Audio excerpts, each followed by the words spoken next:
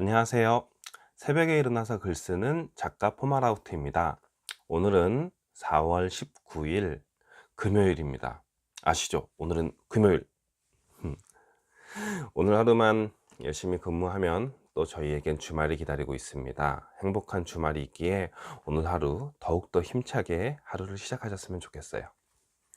오늘 읽어드릴 책도 아침 편지 고도원님의 꿈이 그대를 춤추게 하라라는 책의 한 부분을 읽어드리도록 할 건데요. 오늘 읽어드릴 부분은 나와 다를 뿐이라는 부분의 글입니다. 먼저 읽어드리도록 하겠습니다. 나와 다를 뿐. 대화가 필요해. 상대가 내 말을 이해하지 못할 때, 의미가 제대로 전달되지 않을 때 이런 말을 하곤 한다. 우리는 분명 말이라는 공통의 도구를 사용하고 있는데 대체 왜 소통이 안 되는 걸까? 내 입장만 생각하니까, 다른 사람 말을 잘 안 듣기 때문에. 여기에 답이 있다. 서로 다른데 상대방을 자기 입장에서만 보니까 소통이 안 되는 것이다. 특히 남자와 여자는 의사소통에 많은 어려움을 겪는다. 오래 만날수록 서로가 서로를 이해해주지 않는다고 많이 다툰다. 화성에서 온 남자, 금성에서 온 여자에서 저자인 존 그레이는 남녀의 차이와 갈등을 재미있게 풀어냈다. 옛날 옛적에 화성 남자들과 금성 여자들은 서로를 발견하자마자 한눈에 반했다. 사랑의 마법에 걸린 듯 그들은 무엇이든 함께 나누면서 기쁨을 느꼈다. 서로 다른 세계에서 왔지만 그 차이를 인정하고 서로 사랑하고 조화를 이루며 살았다. 그러다가 지구에 와서 살게 되자 그들은 이상한 기억 상실에 빠진다. 자신들이 서로 다른 행성에서 왔고 그래서 서로 다를 수밖에 없다는 사실을 잊어버린 것이다. 서로의 차이를 인식하고 그것을 존중해 왔던 사실이 기억에서 모두 지워지면서 그들은 충돌하기 시작했다. 오랜 시간 각자 다른 세계에서 살아온 남녀가 서로 다른 시각으로 사물을 바라보는 것은 당연하다. 단지 다른 것이다. 그런데 이를 인정하지 않고 왜 나랑 다르냐며 화를 내고 상대를 나의 눈높이에 맞게 바꾸려 하는 데서 갈등이 생긴다. 하지만 상대가 나와 다르다고 해서 그가 틀린 것은 아니다. 오래 함께 살아온 부부도 수없이 소통의 단절 기간을 거치게 된다. 나는 아라고 말했는데 상대는 어로 알아듣는다. 나는 사랑한다고 말하는데 상대방은 미워 죽겠다는 말로 이해한다. 자기 생각, 자기 방식, 자기 관점에서 말하고 들으면 이 같은 왜곡된 전달은 끝도 없이 반복된다. 부부 생활을 10년 하면 훈련소 생활 10년 한 것이라는 농담 같은 이야기가 있을 정도이다. 소통은 내 생각을 내려놓을 때 내 생각이 이해되면서 시작된다. 최고의 소통 단계는 믿고 맡기는 것이다. 부부가 여행을 함께 가면 가장 좋을 것 같지만 의외로 많이 싸운다. 기분 좋게 출발해서 여행 내내 싸우다 등 돌리고 돌아오는 부부가 많다. 왜 즐거운 여행을 떠나서 갈등의 폭만 키울까? 여행에서는 선택할 일이 많다.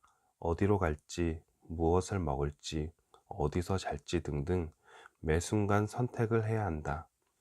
이때 부부가 취향이 서로 다를 경우 자기가 원하는 대로만 하려다 보니 충돌이 잦아지는 것이다.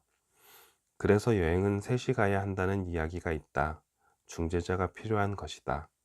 그렇지 않으면 싸우느라 여행도 제대로 하지 못한다. 친구끼리도 둘이 가거나 넷이 가면 싸워서 혼자 돌아오거나 둘둘 갈라서 오고 다섯이 가면 함께 온다는 통계가 있다.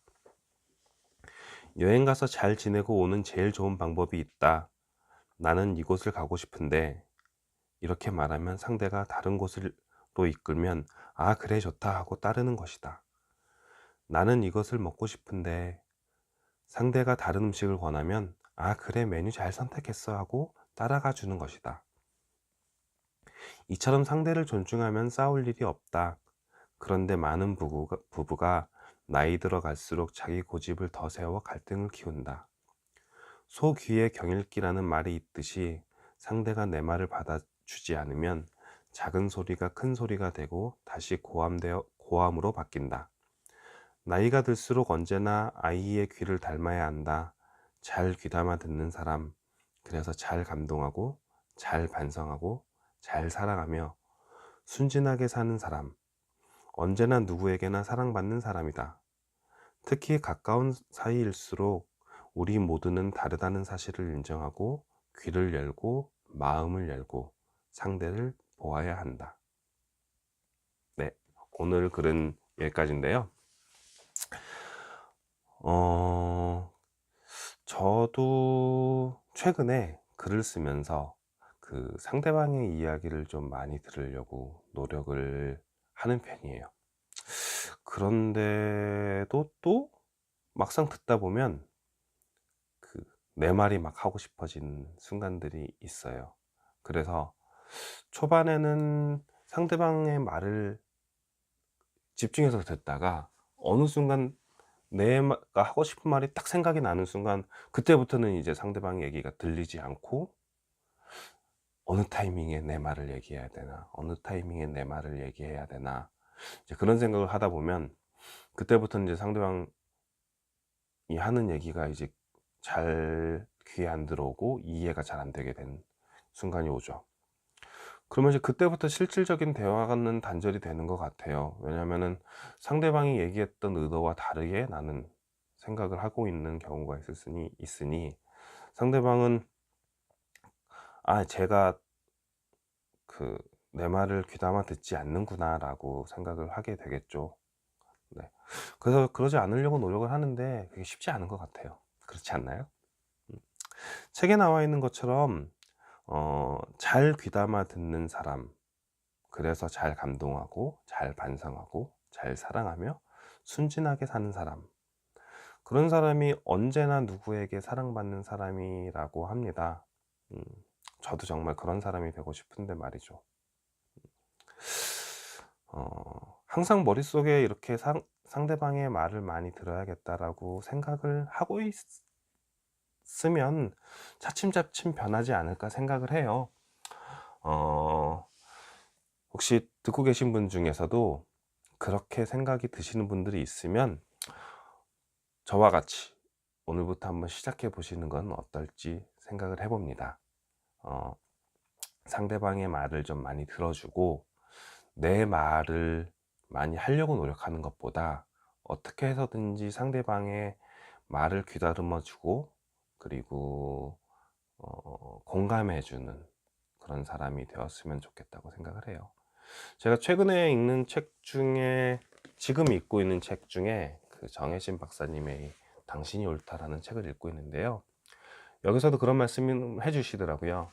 상대방의 이제 고민 상담 같은 걸 들을 때 내가 이 사람한테 어떤 해결책을 제시해주고 무언가 도움이 되는 한마디를 해주려고 하지 말고 상대방이 얘기를 해주는 거에 그래, 그랬구나, 정말 힘들었겠다, 네 생각은 어때?